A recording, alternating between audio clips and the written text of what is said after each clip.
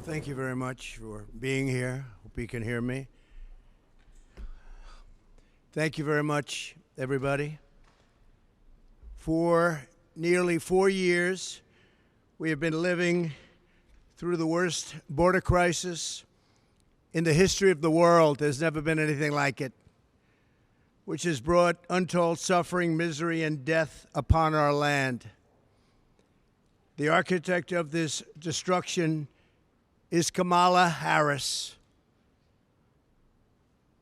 When you look at the 4 years that have taken place after being named border czar, Kamala Harris will be visiting the southern border that she has completely destroyed, from what I understand, tomorrow. Why would she go to the border now, playing right into the hand of her opponent? I mean, you take a look at this. Why would you do that? There can be no justification for what she's done. There's nobody saying, oh, gee, she's done a fabulous job. She's done the worst job probably in the history of any border, not just our border. She keeps talking about how she supposedly wants to fix the border. We would merely ask, why didn't she do it 4 years ago? It's a very simple question. I can say this with everything she has. She talks about borders and taxes and all these different things. Her policies on tax, by the way, are terrible, but I can say it for everything. Why didn't she fix it almost 4 years ago? She's got no plans, got no talent, got no ability to do it. I'm here today to present you with the facts and only the facts about how Comrade Kamala Harris willfully threw open our border, helping to virtually destroy our country. Our country's never been under siege like this. 4 years ago, Kamala inherited the most secure border in U.S. history, with the lowest illegal immigration on record. You know the chart. I love that chart. I love that chart. I probably wouldn't be here right now except for that chart. Those who violated our borders were captured, detained, and quickly sent back home under the Trump administration. But on her first day in office, Kamala Harris terminated every single Trump policy that sealed and secured the border. She ordered an immediate stop to the completion of the border wall. It was almost complete. We built hundreds and hundreds of miles of wall, and it worked. I always said walls and wheels. Everything else is obsolete, but walls and wheels, and this wall worked. And we were ready to build and throw up another 200. Could have been done within weeks. Everything was complete. The wall was all built, ready to go, laying there, ready to be fixed. All they had to do is throw it up, and you would have had an extra 200 miles of wall, far more than I promised in the election. She suspended all deportations. She instituted catch and release across the entire southern border. And we had catch and release also, but we released in Mexico. Her catch and release was to release in the United States and never see them again. She sent Congress a bill demanding amnesty for all illegal aliens, every single illegal alien, even if they're criminals, even if they're murderers, even if they're drug dealers, human traffickers. She wanted amnesty for everybody. Radical left. This is a radical left person. She terminated Remain in Mexico, something that took me and a lot of talent, a lot of other people, but it took a lot of talent to get from the president of Mexico, a good man. But we got it. You had to remain in Mexico. You couldn't come in under any circumstance. You weren't allowed into the United States until we checked it out, and many people did not come in and were not allowed to come in because they didn't check out. They were drug dealers, they were gang members, they were in jail for murder in a couple of cases. We wouldn't let them in. And she canceled every Safe Third agreement. Anybody here, I think, would know what that is, but that was a horrible thing that she did. And she canceled Remain in Mexico. Here we have something, Remain in Mexico. You don't have to explain it. She canceled. She ordered ICE to halt the removal of virtually all criminal aliens, including MS-13 gang members, the worst gang anywhere in the world, they say. Evil, evil gang. She ended all of our programs that we instituted to stop child and woman trafficking. The trafficking is at a level now that it's never been before. I had it down to the lowest level it's been in 32 years because we had such a strong border, they couldn't get through. But now it's the worst it's been in 32 years plus. And then she lost, and this is probably the worst statistic of them all, 325,000 children. Think of that. 3.5 years. She lost 325,000 children. And they're either dead, being sold into sex slavery, or just plain missing. Think of the number, 325,000. If that were a Republican instead of her, and she was the border czar, she says, well, I wasn't the border czar, she was. And tomorrow she'll make a case that, oh, she did a fairly good job. You can't say much. You can't justify it. She should save her airfare. She should go back to the White House and tell the president to close the border. He can do it with the signing of just a signature on a piece of paper to the Border Patrol. Instead, she's going there to try and convince people that she wasn't as bad as everybody knows she was. She was the worst in history. Grossly incompetent, weak, and ineffective. And all you have to do is ask Brandon Judd, Border Patrol. You could ask any of them. Tom Homan. We had the best people that we've ever had, and they said Trump was the best president on the border ever. She ripped up every single reform that we put in place to stop asylum fraud. She ended a travel ban that was unbelievably successful. We had the strongest travel ban anywhere in the world, and it was upheld by the United States Supreme Court. She canceled Title 42. That was a medical title. She canceled it, very hard to get.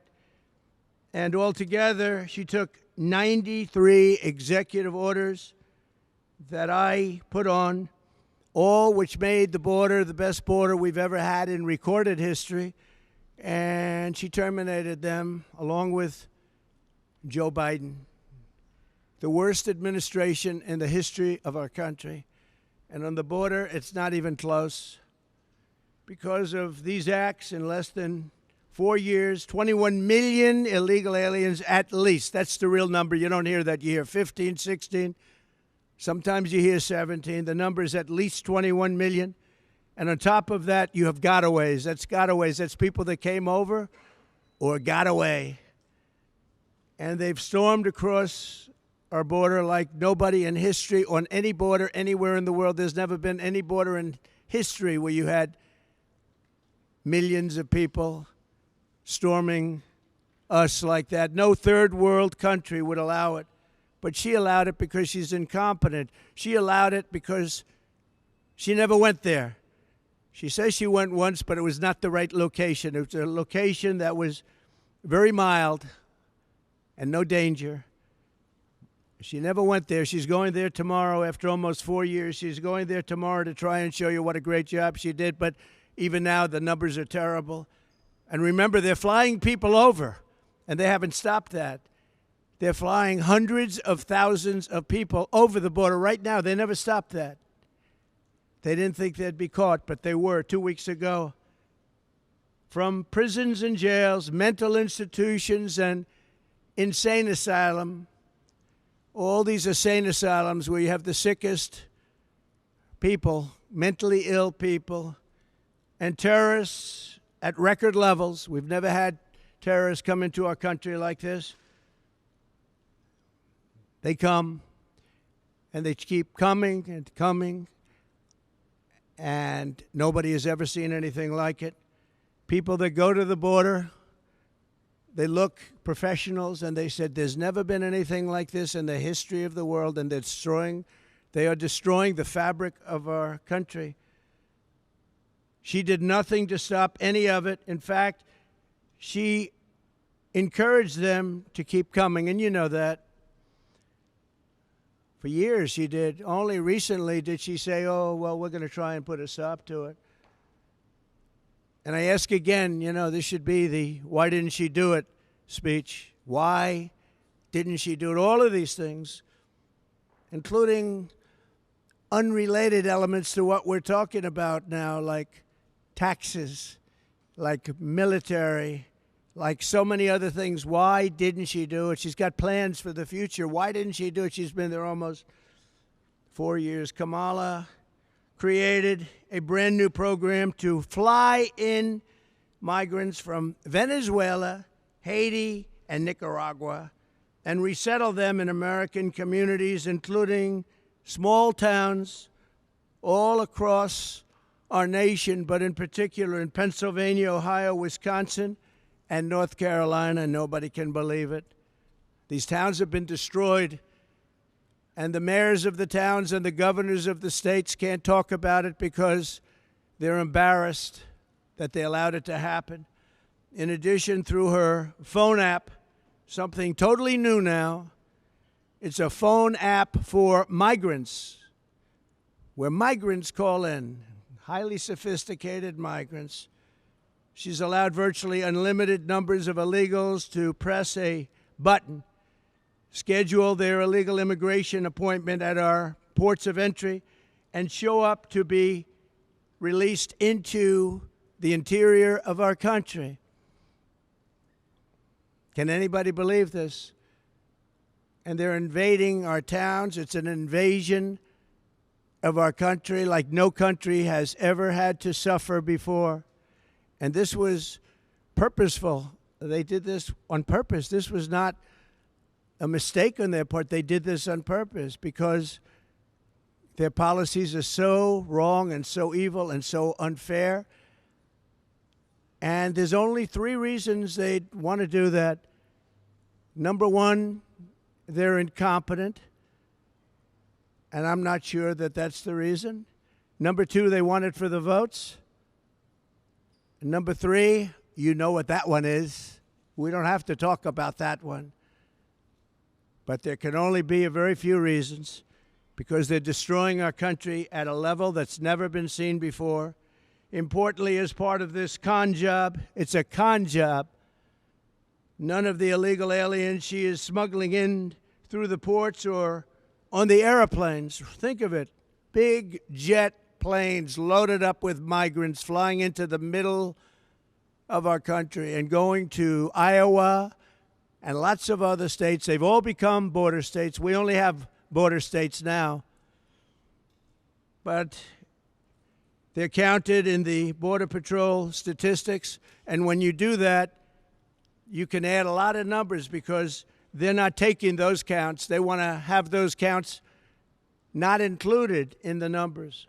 In Aurora, Colorado, Springfield, Ohio, where it's been a mass invasion, these were 2 beautiful, successful towns, idyllic.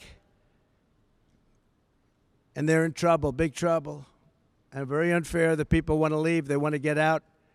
But everyone's afraid to say, I want to get out, because they want to be politically correct. And other towns just like them, hundreds of them all over America. Americans have watched their communities destroyed by this sudden, suffocating inundation of illegal aliens. It's an inundation. It's an invasion. This influx has overwhelmed our schools.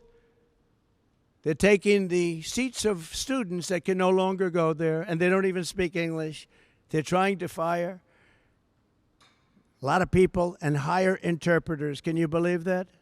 They want to get rid of some people. They want to hire. Springfield is looking, the mayor said it the other day, looking for interpreters because nobody in all of the 32,000 people that took into the town. Think of this.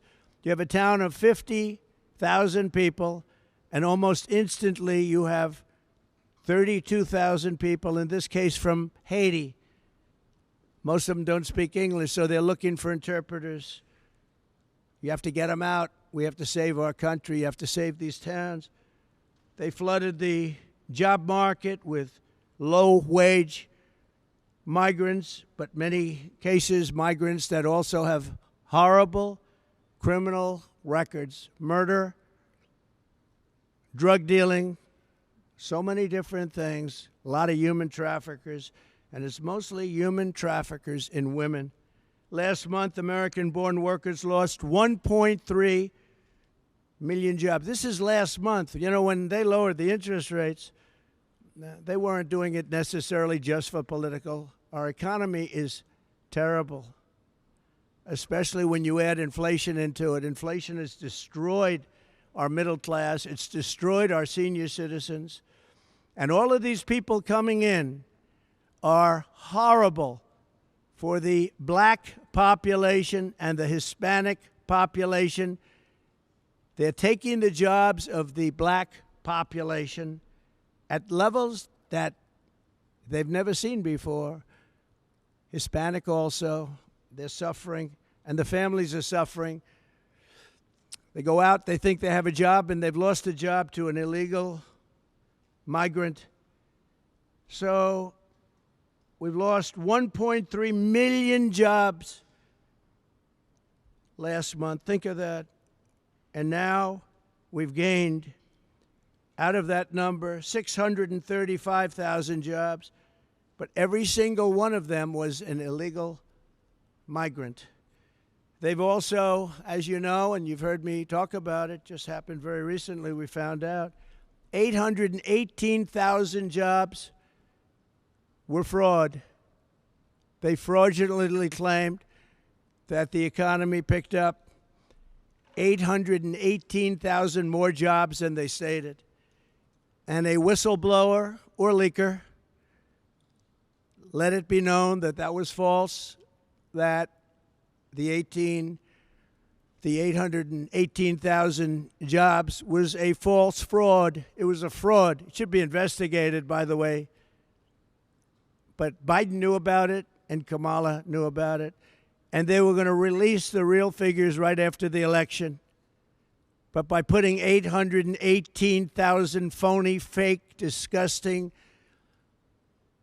jobs that don't exist, by putting them on the rolls, it made them look much better a short while ago, but they didn't quite make it to past election day. So to that whistleblower or leaker, I want to, on behalf of the American public, thank you very much. These people are a fraud, just like nobody talks about it, but Kamala never had a job at McDonald's. Her resume talks about McDonald's, McDonald's, McDonald's. When I worked at the French fry counter, it was so tough, so hot. She didn't work there. She never worked at McDonald's. It was a lie. Most heartbreaking of all is Kamala's migrant invasion has brought massive crime into our country at levels that nobody's ever seen before. We've never seen levels like this. And during the debate, I mentioned that, and David Muir, a real lightweight, whose ratings have gone way down, by the way, because he lost credibility. I had 1 against 3, but I think we did great. But David Muir of ABC, fake news, when I said that crime is way up in our country, he corrected me. He corrected me on so much, and it was right what I said. He didn't correct her one time, and what she said was wrong. Absolutely wrong. So many different, Charlottesville, she was wrong. All of the different things, almost everything she said, and she was never corrected. But he corrected me in crime. He said, no, crime has not gone up. I said, crime has gone up massively. He said, I'd like to state for the record that crime has not gone up. Now, you don't know this, but we had a deal with ABC that there will be no corrections of any kind, and they violated the deal. Why? Because they're bad people and they're fake news. So he did it many times to me during the debate. He violated the deal. That's the deal. Because you can take anything and try and make up stories with it. We had a deal where that wouldn't happen. You could do whatever you wanted as soon as the debate was over, but he did it in total violation of what our agreement was, and a lot of people standing right over there will tell you exactly what it was. We'll show you what it was. David Muir has lost all credibility. The other person, I never heard of her. I never want to hear of her. She was terrible. I don't know how she ever got her job in the first place. But we have a country to save, and we can't have fake news like that. And his ratings deserve to go down. Here in New York City, an estimated 75% of arrests in Midtown Manhattan and over 60% of arrests in Queens are now illegal aliens. They've given you the fake stories that the illegals coming into the country are much better than our people. They don't commit crimes. These are some of the worst criminals anywhere in the world. And they don't just come from South America. They come from all over the world. The Congo in Africa, a lot of them coming from the Congo. The Middle East, Asia. They do come from South America, but not all.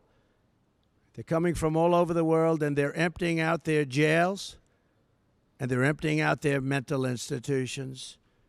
The money they're saving is beyond belief, and what they're doing to our country. And if I were the president of one of those countries, I'd be doing the same thing. I'd say, let's empty out our jails into the United States. We're dumping ground for the rest of the world, and it's going to stop starting on January 20th.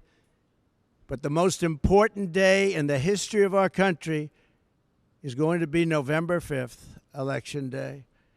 3 months ago in Queens, an illegal alien released into our country by Border Czar Harris approached two 13-year-old children with a machete in broad daylight, forced them into the woods, tied them together by the wrists, and raped the young girl, hurt the girls very, very badly. They caught him because he put it on tape. He put it on film. They caught him. He thought it would be nice to have it on tape to show his friends. In June, 2 NYPD officers were shot at point-blank range by an illegal migrant from Venezuela. By the way, the crime rate in Venezuela is down to the lowest level it's ever been that they know of, because they've taken their street gangs, they've taken their criminals off the streets, they've taken their drug dealers, and they've emptied their jails almost. They'll be emptied very soon, within the next 2 months. I guess they can't get enough buses. But they're bringing people at record levels to our country. These are criminals, and their crime rate is the lowest it's been ever that anybody can remember. Caracas has become a safe and wonderful city, unlike our cities that are getting worse and worse with this horrible invasion that Kamala, in particular, because I'm no fan of Biden. He's been a terrible president, doesn't know what he's doing, and he proved that during the debate. But you know what? He assigned her the job, and whether you call her a border czar or just say that she was put in charge of the border, doesn't make any difference. Same thing. She's done a horrible job, and she'll be out there tomorrow standing probably in front of the wall that I built, trying to say what a wonderful job she did, and the fake news will believe her because that's what they want to do. But she didn't, and I hope everybody out there understands that. The Border Patrol custody was incredible, and I have to say that Border Patrol has done an amazing job under the circumstances.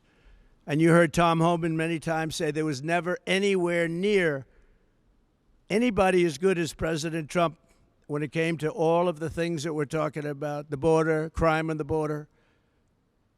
He said there wasn't anybody even close as president. In Albany last May, an illegal alien who was caught and released by Kamala Harris stalked and raped a 15-year-old girl, driving up behind her, abducting her by force with a metal pipe, and raping her again and again, over and over, and hurting her very badly. In Indiana this June, a woman was kidnapped by 2 illegal aliens, brought to a house, held down and raped, and then forced into the back of a car while illegals drove around talking about how to kill her. Let's find out how to kill her. She threw herself out of the moving vehicle, was badly hurt, but escaped, and she said, "They didn't mean to rape me, they meant to kill me." That was her statement. Earlier this year, an illegal migrant from Haiti granted entry by Kamala and her horrible policies, and in particular her phone app, which nobody can even believe exists, and the people that deal with the phone app are the cartel heads, if you can believe this. They're actually put there, I believe, for the heads of the cartels. And they call it and they tell you exactly where to illegally bring the people that they've, in many cases, abducted. The phone app, I hope the press looks into that.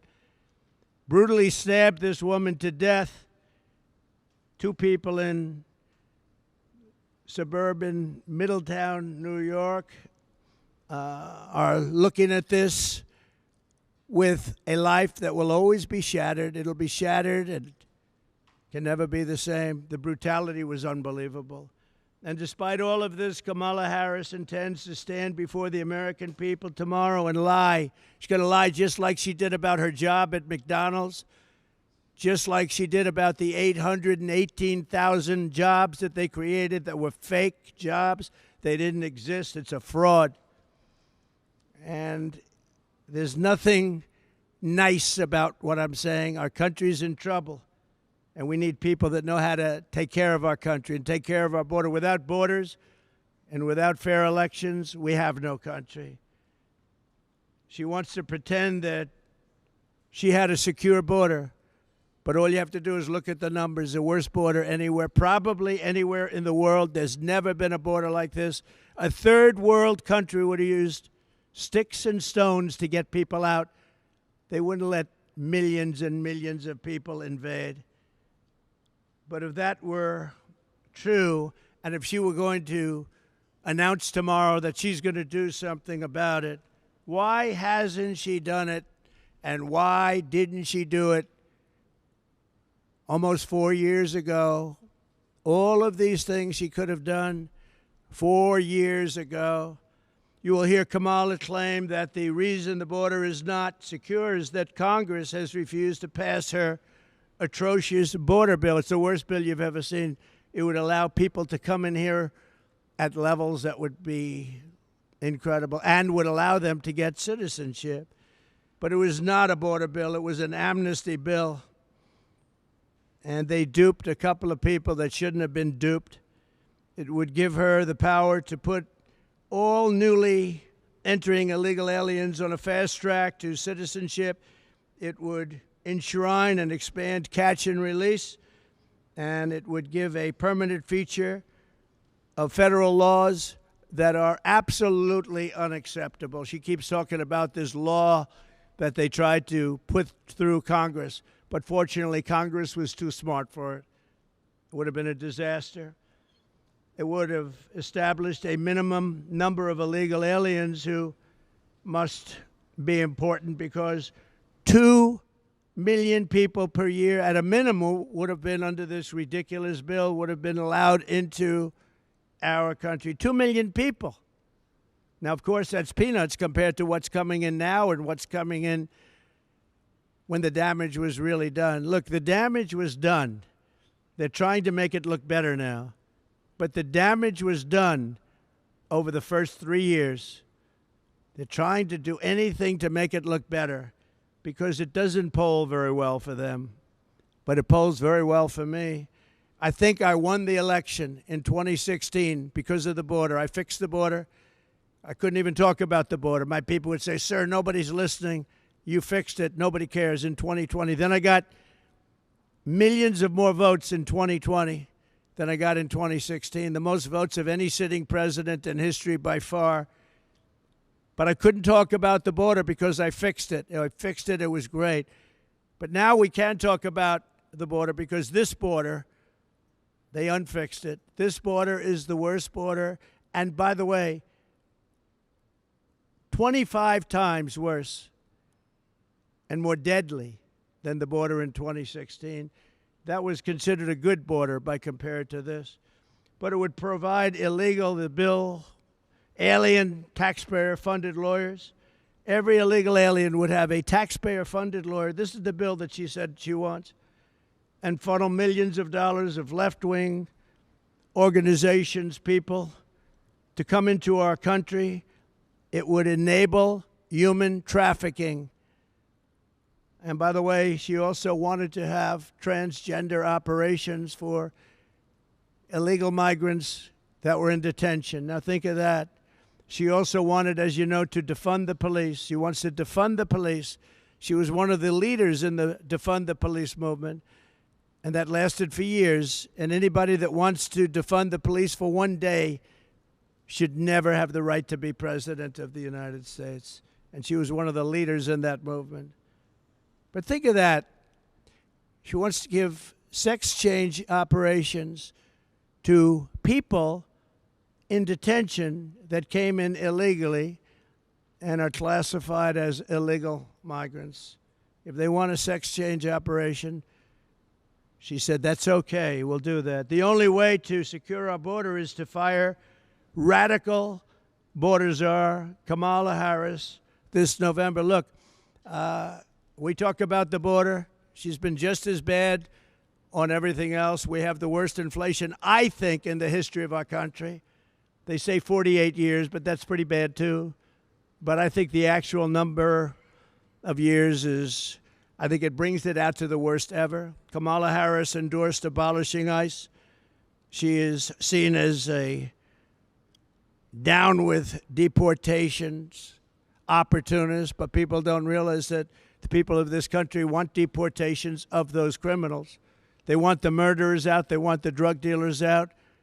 They want everybody out who's going to hurt them. They want to have a safe country. As I said, before being interrupted by lightweight anchor David Muir, crime is massively up in our country. It's very lucky the Department of Justice released numbers right after that debate. Somebody in there might like me, but they released numbers, giving the real numbers, and the numbers were unbelievably, shockingly high, the highest ever.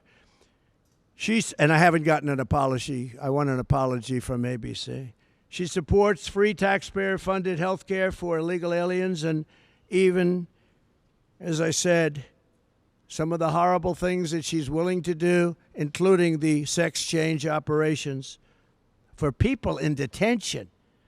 She called for abolishing immigration detention centers. She wants to have detention centers, but detention centers that you can get out of. Remember when in 2014 Obama built cages and the fake news tried to say, I built them.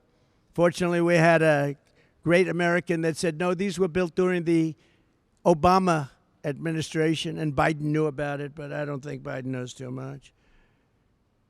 And we have one other thing that she's called. She's called the grandmother of sanctuary cities. I'm going to terminate all sanctuary cities. Sanctuary cities are sanctuary for criminals. They're sanctuaries for criminals. And, you know, you can go to California, where she ruined San Francisco. She destroyed. San Francisco may have been the greatest city in the world 16, 18 years ago, and now it's a practically unlivable place. And I hate to say that. I have property in San Francisco. It's not a good thing to say, but this far supersedes my ownership of property. It's an unlivable place. It was the best city. Bob Tisch of Lowe's, friend of mine, great guy, wonderful man. He was in San Francisco. He was in Chicago. He had big businesses all over, the Tisch family. Bob Tisch used to tell me that he thinks San Francisco is the greatest city in the country. He passed away quite a while ago. And San Francisco probably was, and now it's not even livable. She destroyed it when she was the DA, and she destroyed the state of California along with Gavin Newsom. She destroyed the state of California when she was the AG. If you can't say the phrase illegal alien, she said, then we can't trust you to secure the border. She said, you're not allowed to say the phrase under any circumstance, illegal alien, but that's what they are. And it's that simple. She didn't want you to use that term. If you used that term, you'd be fired. And by the way, she fired everybody in a row. She couldn't get along with anybody. You know, it's interesting. 5 months ago, she was considered the worst vice president in history. She was laughed at, scoffed at for 3 years. She was the worst. Her staff hated her beyond belief. They were quitting. She had almost nobody wanted to work there. She couldn't get people to work for her. And she was just considered as bad as it gets. And she wasn't going to be chosen. No way that she was going to be chosen to replace Joe Biden. We had the debate. After the debate, they said, oh, this guy, we got to change him. I think we were up 21 points. But they went in there, and everyone knows they threatened the 25th Amendment.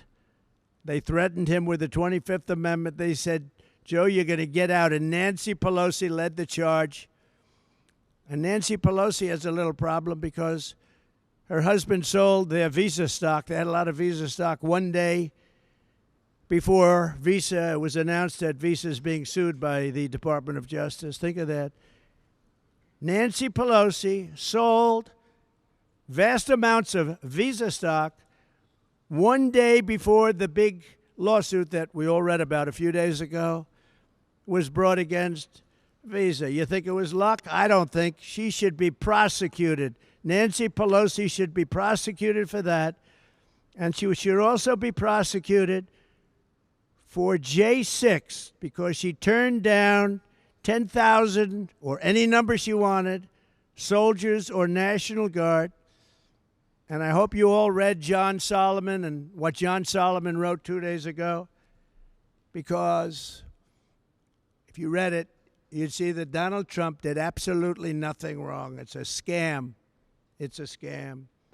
On day one of my new administration, I will stop all migrant flights immediately. They should stop them tonight. She can do that. Just sign one little page saying, stop the migrant flights. But she won't do that. They're infecting our country.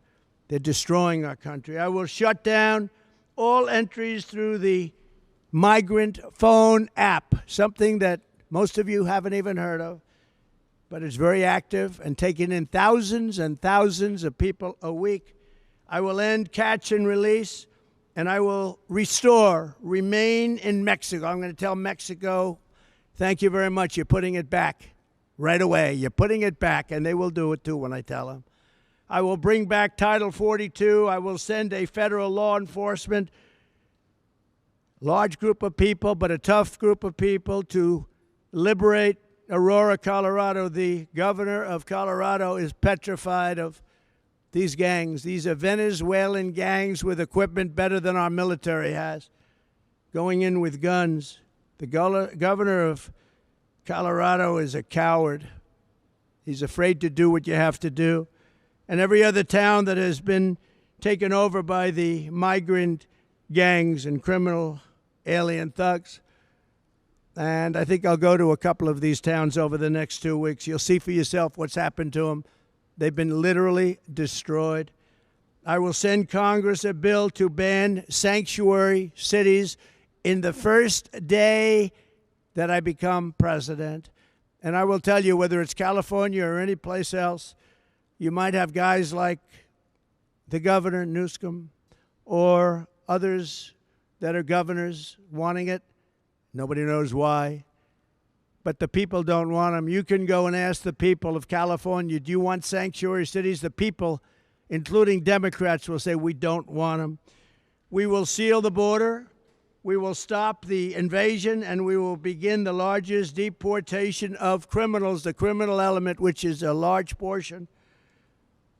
We will start that immediately. Dwight Eisenhower had the largest deportation effort ever in our country, President Eisenhower, because he hated the fact that people were able to pour across our border.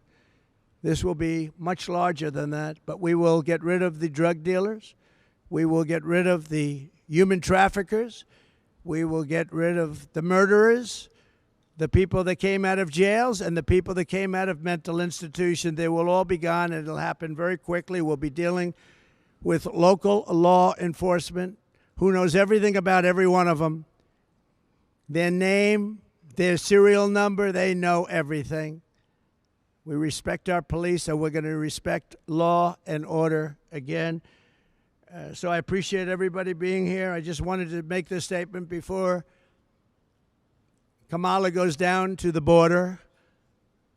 Anything she says tomorrow, you know, is a fraud, because she was the worst in history at protecting our country. So she'll try and make herself look a little bit better, but it's not possible. Normally, I would save this speech till after she leaves, but there's not a thing she can say to make it change. As you know, President Zelensky is asked to meet with me, and I will be meeting with him tomorrow morning at around 9:45 in Trump Tower. And it's a shame what's happening in Ukraine. So many deaths, so much destruction. It's a horrible thing. And one of the things that are very bothersome to me is the fact that Europe is paying only a small fraction of the money that the United States of America is paying. And we have an ocean between Russia and ourselves. They don't.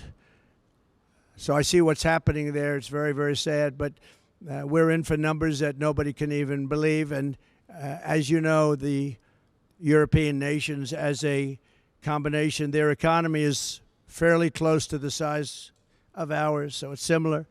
They should be equalizing. They should start paying up. I did this with NATO. I made them all pay. Bush would make a speech and leave. Obama would make a speech and leave. And I said, you got to pay. If you don't pay, we're not going to be there. And everybody paid. And the Secretary General, good man, he said, I've never seen anything like it. For 10 years, we've been trying to get them to pay, and it was only Trump that was able to do it. He was very honest. It's true. That's where they have the money to do what they're doing right now. But they all paid, most of them anyway, hundreds of billions of dollars they paid, and they paid it fast. They said, sir, does that mean you won't protect us if we don't pay? I said, you mean you're delinquent? Yes, let's say we're delinquent. No, you won't be protected. The money came pouring in. Nobody else wanted to say that, and the press thought it was terrible that I made that statement. But if I didn't make that statement, we'd still be paying. You know, we were paying for NATO, most of it, almost all of it, maybe all of it for years. So I'm going to see President Zelensky tomorrow, and thank you all very much. Thank you.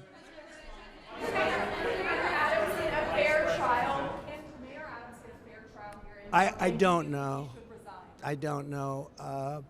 I don't know the mayor well, but he's been fairly generous to me in his statements for a while. I thought you had the worst mayor ever that we had prior to him. I will say this. I watched about a year ago when he talked about how the illegal migrants are hurting our city and the federal government should pay us and we shouldn't have to take them. And I said, you know what? He'll be indicted within a year. And I was exactly right. Because that's what we have. We have people that use the Justice Department and the FBI at levels that have never been seen before.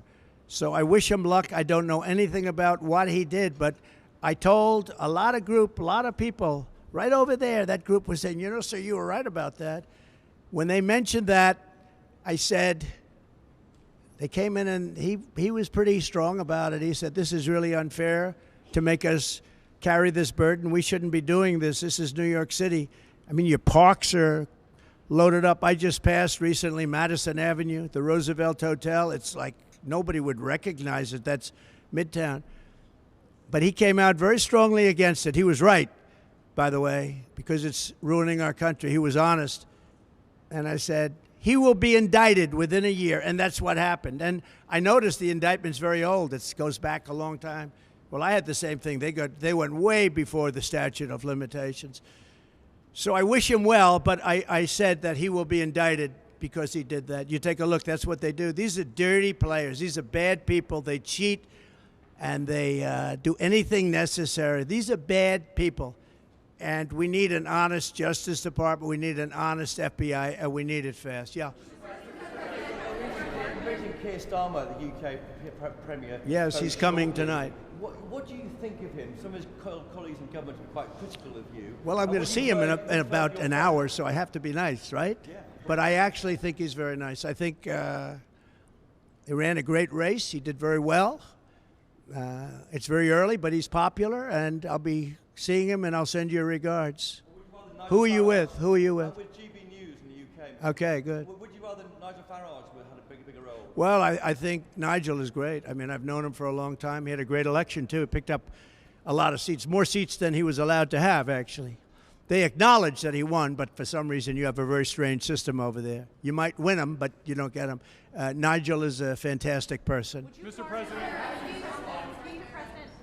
President Zelensky said that you do not understand what it takes to win this war. Oh, then I should immediately cancel my appointment. No, he knows. He knows I understand. Look. I hate to see the carnage. If I were president, it never would have happened. Russia would have never attacked Ukraine. Never, ever. And by the way, President Xi would have never even thought about Taiwan, which he's thinking about very seriously now, flying planes over it every single day. But President Putin would have never attacked. When I look at the horror show that's gone on, and the level of death is far greater than what is being reported. When you look at those cities, they're all knocked down, those beautiful, gorgeous golden domes, they're shattered and lying on their side, never to be replaced again. You can't ever replace that. 2,000 years old. When you look at the heritage of that really very vibrant country in so many different ways, and you see how it's been so broken, the people, so many people dead, where they have to use old soldiers, old men, and young boys because they're running out of soldiers. It's a very terrible thing. And then you see that the United States is paying for most of it, and Europe is not chipping in. And all you have to do with Europe is the same thing I did with NATO. Say you have to pay. And if you say you have to pay, they will. It's very unfair to the United States, but I look forward to seeing him tomorrow. We'll see. I do believe, I disagree with him. Well, he doesn't know me, but I disagree. But I will say this. I believe I will be able to make a deal between President Putin and President Zelensky quite quickly. But what does that look like? What does that look like? What does that I don't want to tell you what that looks like. The Vice President suggested today that your strategy with Ukraine amounts to surrender to Russia. How do you respond to that? No, I don't think so. I don't think so. And it's not a surrender. What my strategy is to save lives. I want to save lives. Millions of people are dead. Millions more than they even think about. And it's not my fight, but it is a fight to save humanity. Would you encourage That is a Zelensky to give that up is a territory to reach terrible. peace? Let me explain. That is a terrible war that would have never happened, and it didn't happen. I even have Democrats. I watched them on Deface the Nation and some of the shows this weekend, and they said, "Well, we agree that it wouldn't have happened if Trump were president." I was very generous of them, but it would have never happened. That's what bothers me even more. There was no reason for that war to happen, but it did happen, and millions of people are dead, including soldiers from both sides. It's so sad to see it, and I'll meet with President Zelensky, and we'll see what happens, but I believe I can work that out. Would you encourage It him to would give have up been, I will territory to say make it this, it happen? would have been a lot easier to work out prior to the start. And Putin never, ever even thought about going in. And it was the apple of his eye. I knew him very well, had a very good relationship, despite the Russia hoax. It was a total hoax. But we had a very good relationship. Fortunately, otherwise we could have ended up in war over that. It's very dangerous. You know, when you make up stories like that, it's very dangerous. The laptop from hell was very dangerous. But Putin told me often, it's the apple of his eye. But I said, Vladimir, don't even think about doing it. He would have never done it. And then, of course, through stupid oil policies and energy policies where oil get up to almost $100 a barrel, Putin said, wow, I have a lot more money than I thought I had. And he prosecuted the war. But even if it went up, and it wouldn't have gone up like that, that's what caused inflation, that and stupid spending. for the Green New Deal, which was a Green New Scam, turned out. Do you notice that they don't ever mention anything about environment anymore? What happened to the environment? They don't mention it. They don't mention that the ocean's going to rise 1/4 of an inch over the next 500 years. They don't mention it anymore. It's incredible. I will say this, though.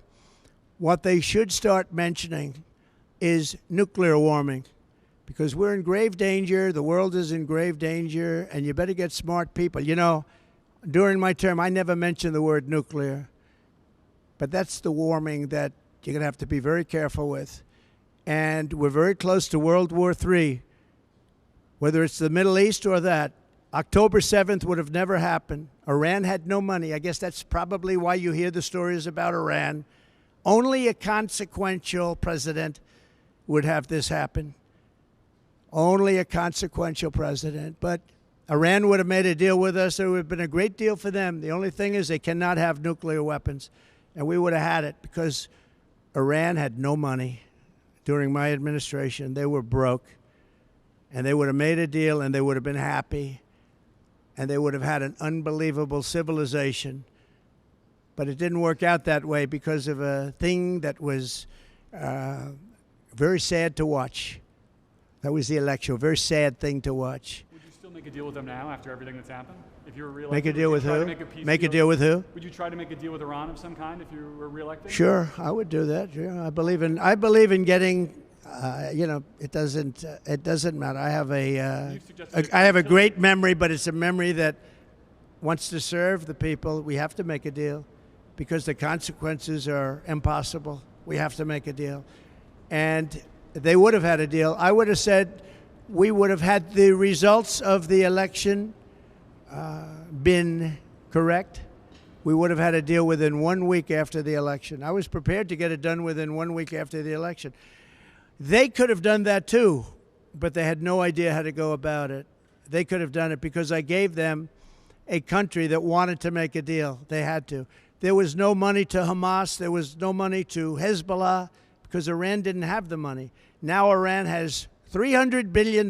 They made it all in the last 3.5 years. The sanctions came off. They made it all in the last 3.5 years. Plus, they essentially have Iraq as a subsidiary, and Iraq has $300 billion. So Iran is a very rich country. They have $600 to $650 billion, including Iraq. Iraq doesn't like it when I say that, but that's true. They're really a subsidiary because foolishly Bush wiped out. You had two powerful forces. One of those forces got wiped out. And now the other force, after 1,000 years, walks in and just essentially takes it over. So it's very sad to watch. But Iran now is a big force because they're very rich. Iran was not rich at all. Iran didn't have the money to take care of the various organizations of terror. Okay.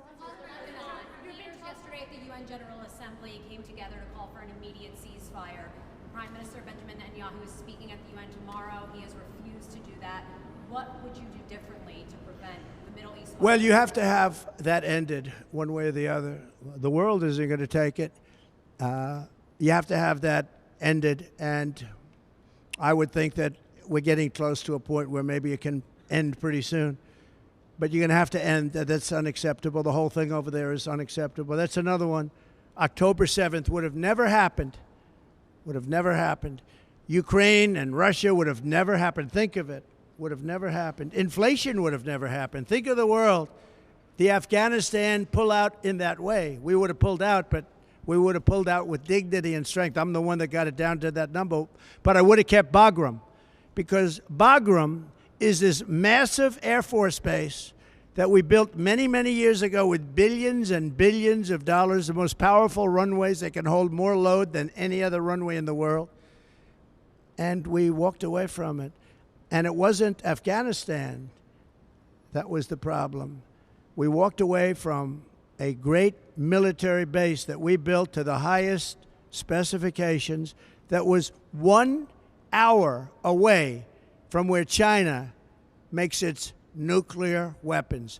We are being run by Kamala, who is grossly incompetent, All you have to do is look at her interview last night, look at her interview with Oprah, look at her interview with the gentleman from Pennsylvania. All you have to do is look around and you'll see it.